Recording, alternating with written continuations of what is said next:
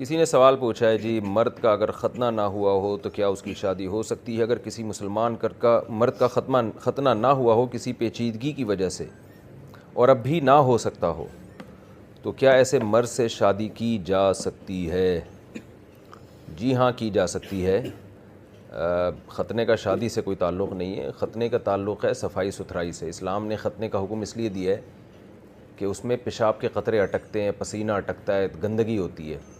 तो इसलिए तमाम पैगम्बरों की ये सुन्नत है। रसूलुल्लाह सल्लल्लाहु अलैहि वसल्लम ने फ़रमाया कि पैगम्बरों की सुनन में से, फ़ितरत में से ख़तने करना भी है।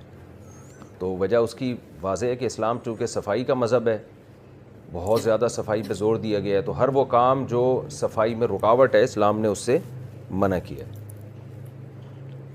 लेकिन निकाह हो सकता है। निकाह के वक्त महर का तज़किरा ना हुआ हो तो बाद में क्या दें?